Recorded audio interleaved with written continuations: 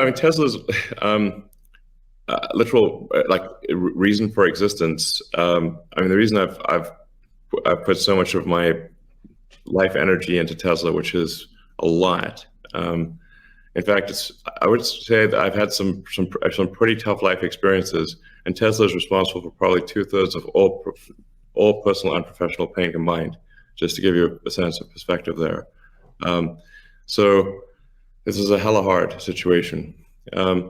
But we do solar, commercial solar, solar retrofit, as well as the solar roof, and we make consumer battery packs called Powerwall for houses and small businesses, and then the utility scale, which are gigantic. These we've done now a number of gigawatt-hour installations. That's a lot. That's a lot. And a lot of them actually have been for load leveling the grid. Mostly they are, and combined with the first really big one we did, which is 100 megawatt installation in Australia. That's actually helped stabilize a huge portion of the South Australian grid, because it's able to react so fast.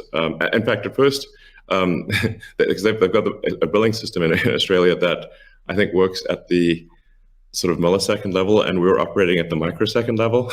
So the system was operating so fast that the measuring system couldn't see it. But so Tesla's certainly doing a lot to enable renewables, especially wind and solar. And in fact, the limiting factor for us right now is cell production. So we need to both internally get the Tesla internal battery cells produced, as well as increase supply from suppliers. I mean, generally, when I talk to our suppliers, and they say, how many cells would you like? I say, how many cells can you make? Because sometimes they're concerned, well, is Tesla going to compete with them on cells? I'm like, no. If you want to make the cells, be our guest. It's just that we need a crazy number of batteries, and they need to be done. It also needs to be mined and produced and manufactured in an ethical and environmentally sound way. So, at Tesla, we really do aspire to be the good guys, to be a company that people can believe in. It doesn't mean we don't make mistakes, but that's what we try. So,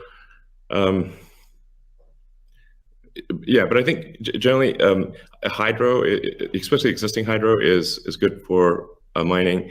Geothermal, there's lots of places in the world that have geothermal energy. Like I said, nuclear is also good.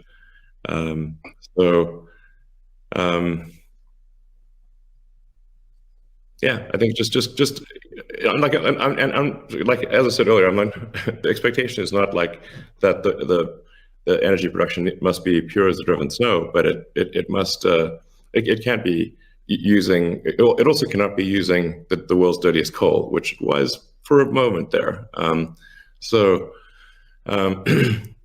That's just difficult for Tesla to support in that situation. So I think, but I do think long-term renewable energy will actually be the cheapest form of energy. It just doesn't happen overnight. But as long as there is a conscious and determined and real effort by the mining community to move towards renewables, then obviously Tesla can support that.